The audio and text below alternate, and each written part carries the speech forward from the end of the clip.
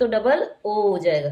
अब इसमें अगर हम री की मात्रा लगाएंगे तो क्या हो जाएगा, आर आई।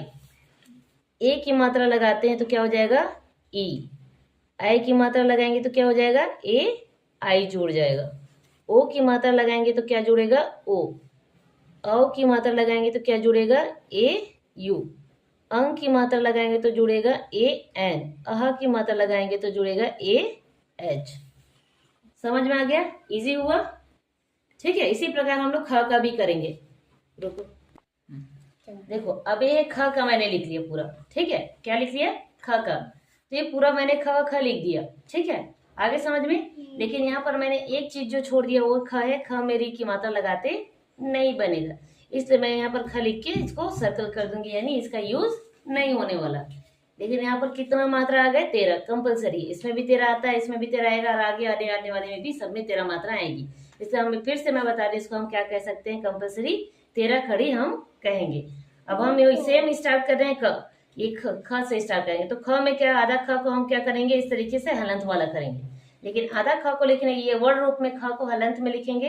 लेकिन जब इसका क्या करेंगे, शब्द रूप में जब इसका यूज करेंगे तो आधा ख हम कैसे लिखते हैं, इस तरीके से।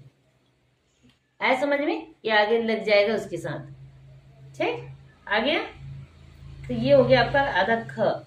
अब इसके आगे जब हम करते जाएंगे, ख में कोई मात्रा नहीं है, इसलिए हमारा कोई स्पेलिंग भी नहीं है इसका। अब इसमें अ की मात्रा लगाई, यानी इसमें हो जाएगा ए। अब खा लगाएंगे तो क्या हो जाएगा, डबल ए। ठीक, मात्रा लगी तो आई। बड़ी ई की मात्रा लगेगी तो डबल ई। छोटा ऊ की लगेगा तो यू। बड़ा ऊ डबल ओ। री की मात्रा नहीं लगेगा, इसलिए हम इसको स्किप करेंगे। ठीक है, ए की मात्रा लगाएंगे तो क्या हो जाएगा, ई। आई की मात्रा लगाएंगे तो ए आई। ओ की मात्रा लगाएंगे तो क्या हो जाएगा, ओ। औ की मात्रा लगाएंगे तो क्या हो जाएगा, ए यू।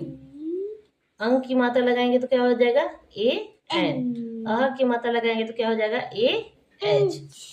इसी तरीके से सारा चीज को आप सेम तरीके से करेंगे तो ये सबका मात्रा बन जाएगा, यानी आपका 13 खड़ी बन के तैयार हो जाएगा।